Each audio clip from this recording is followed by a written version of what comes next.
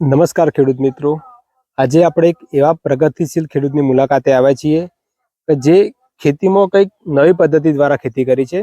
Generally આપણે વાત કરીએ તો ખેડૂતો ખેતી કરતા હોય છે, જો કપાસ વાયો તો ખાલી કપાસ જ વાયેલો હોય છે, જો દિવેલા વાયો તો દિવેલા જ વાયેલા હોય છે. પણ આ ખેડૂતે એક એવું વાવેતર કર્યું છે કે એક સાથે કપાસ અને દિવેલાનું વાવેતર, એટલે એક જ ખેતરમાં દિવેલા અને કપાસનું વાવેતર કર્યું છે. તો આ નવી પદ્ધતિ કેમ અપનાવી, આમાં ખેતી ખર્ચ કેટલો થયો, કેટલું ઉત્પાદન થશે, તેના વિશે આજની કૃષિ માહિતીમાં વિગતવાર ચર્ચા કરીશું. તો તમે છેલ્લે સુધી જોડાયેલા રહેજો. સૌપ્રથમ આપણે પહેલા ખેડૂતનો પરિચય લઈએ. મારું નામ પટેલ નિલેશભાઈ, ગામ અંબાસણ, તાલુકો જિલ્લો મહેસાણા. ઓકે, હા તો નિલેશભાઈ વાત કરીએ તો તમે આ કપાસ સાથે દિવેલાનું વાવેતર કરેલું છે. તો આ કપાસનું વાવેતર તમે ક્યારે કરેલું હતું? કપાસનું વાવેતર મેં 10 જૂનના દિવસે 10/6 વાવેતર કરેલું છે. અને અંતર વાત કરીએ તો છોડથી છોડનું અંતર કેટલું હશે? કપાસમાં છોડથી છોડનું અંતર 4 ફૂટનું છે. 4 ફૂટનું છે. ઓકે, અને અત્યારે વચ્ચેનો ગાળો છે 8.5 ફૂટનો છે. વચ્ચેનો ગાળો 8.5 ફૂટનો છે. બરાબર.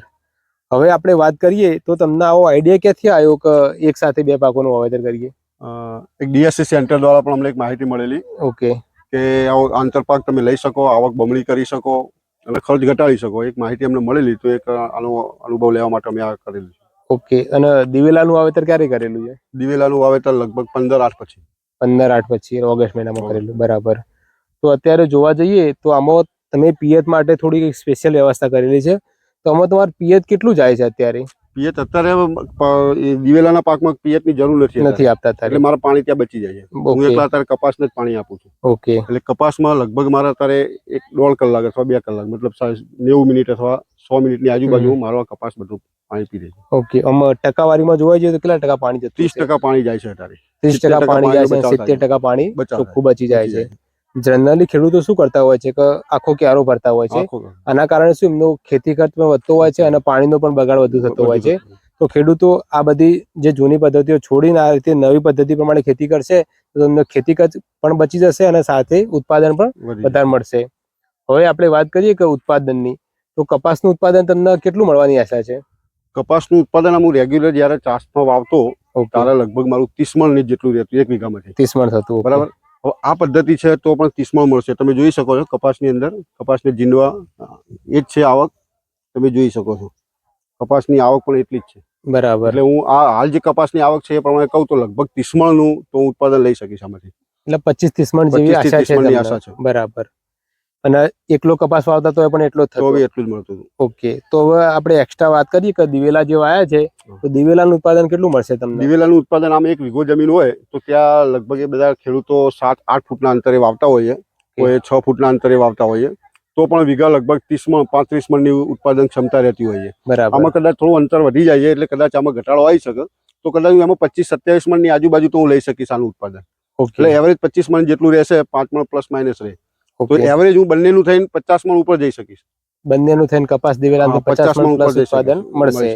અને જોવા જઈએ તો આમાં તમારો ખેતી ખર્ચ કઈ રીતે ઘટ્યો છે? ખેતી ખર્ચમાં ઘટવાનું તો મેઇન વસ્તુ તો શું છે? ખેડ.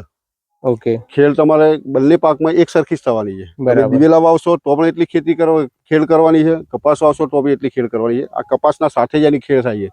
એટલે પહેલા તો એક પાકની તમારી ખેડ બચી જાય છે. એટલે મારો વાર્ષિક લગભગ 3,000 થી 4,000 રૂપિયા તો મારા એ બચી જવાના છે. ઓકે, બરાબર. પછી પાણી છે, તો પાણી હું 30% અત્યારે વાપરું છું, 70% મારે એમને પડી રહે છે. તો 30% એટલે મારો 70% પાણીનો ખર્ચો બચી જશે. અને જ્યારે મારે એ દિવેલામાં પાણી આપવાનું થશે એટલે મારે કપાસમાં એક પાણી આપવાનું થશે નહીં. ઓકે, એટલે એ ટાઈમે હું 70% પાણી આપીશ અને 30% મારો બચાવ રહેશે. ઓકે, એટલે એવરેજ હું 50% પાણીમાં જ મારું ટોટલી મારું ઉત્પાદન થશે. ઓકે, તો આ ખૂબ સરસ વાત કરી છે નિલેશભાઈએ, કઈ રીતે પાણી બચાવી શકીએ, કઈ રીતે આપણે ખેતી ખર્ચ બચાવી શકીએ અને કઈ રીતે આપણે ઉત્પાદન વધારી શકીએ. તો દરેક ખેડૂત મિત્રોને અમારી એક વિનંતી છે કે આપણે ખેતી કરીએ પણ એક ટેકનિક સાથે ખેતી કરીએ. ખેતીમાં કઈ રીતે ખેતી ખર્ચ ઘટાડી અને વધુ ઉત્પાદન લઈ શકીએ, તો આપણે આવા નિલેશભાઈના ખેડૂતોની મુલાકાત કરીએ. એમની કૃષિ માહિતી આપણે વિડીયો દ્વારા જોઈ શકીએ છીએ અને આપણે ખેતીમાં એને એપ્લાય કરી શકીએ. તો જ આપણને ખેતીમાંથી 2 પૈસા મળશે અને આપણે ખેતી ખર્ચ ઘટાડીને વધુ ઉત્પાદન લઈ શકીશું. તો ખેડૂત મિત્રો, આ વાત થઈ એક અલગ ટેકનિક વિશે, કપાસ સાથે દિવેલાની વાત. જો તમને આ કૃષિ માહિતી સારી લાગતી હોય તો આ માહિતી તમે તમારા નજીકના ખેડૂતોના ગ્રુપ સુધી અવશ્ય પહોંચાડજો.